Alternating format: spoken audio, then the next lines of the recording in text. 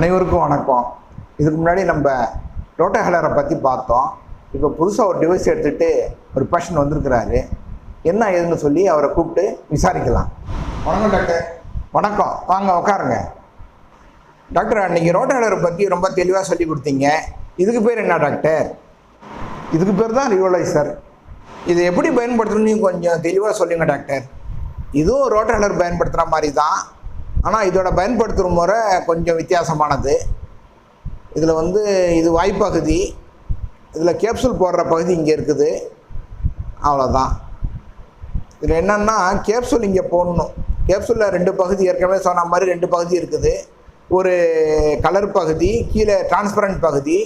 Transparent பகுதியில் மருந்து இருக்கும், அது தெரிய வரும். அது இதுக்குள்ளார வைக்கணும். வச்சு இதில் ஒரு முள் ஒன்று இருக்கும். முள் போயிட்டு வரும்.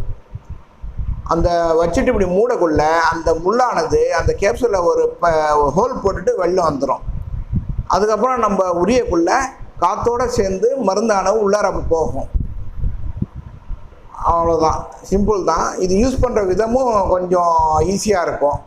நம்ம ஒரு கேப்சூலை போட்டு என்னன்னு சொல்லி பார்க்கலாம்.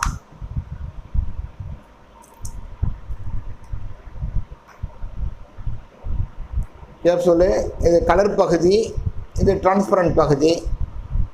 இப்போ இதில் போடுறோம். போட்டுட்டு இது ஒரு அழுத்துறோம்.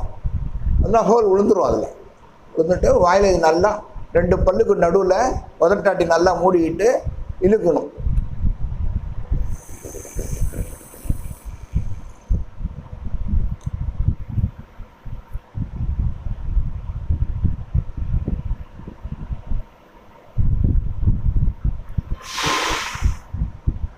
அதே மாதிரி தான் 10 செகண்டு இது பண்ணி அதுக்கப்புறம் மூச்சு வெளில விட்டுடணும்.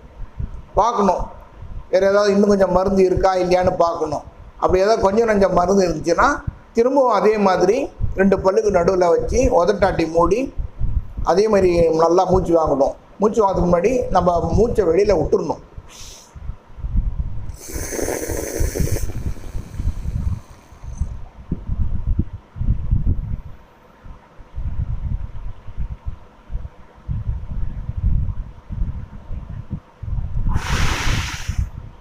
பத்து செகண்டு பார்க்கணும். அதுக்கப்புறம் கேப்சூல் எடுக்கணும். கேப்சூல் எடுக்கக்குள்ள நல்லா திறந்து இது 2 ஆரோ இருக்கும். 2 ஏரோவும் நேர்கோடில் வரா மாதிரி பார்த்துட்டு அதுக்கப்புறம் இப்படி பண்ணோம்னா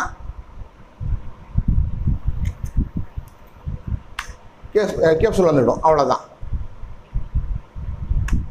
ரொம்ப ஈஸி. அதோட ரோட்டஹெலரோட இது பயன்படுத்துகிற விதம் ஈஸி.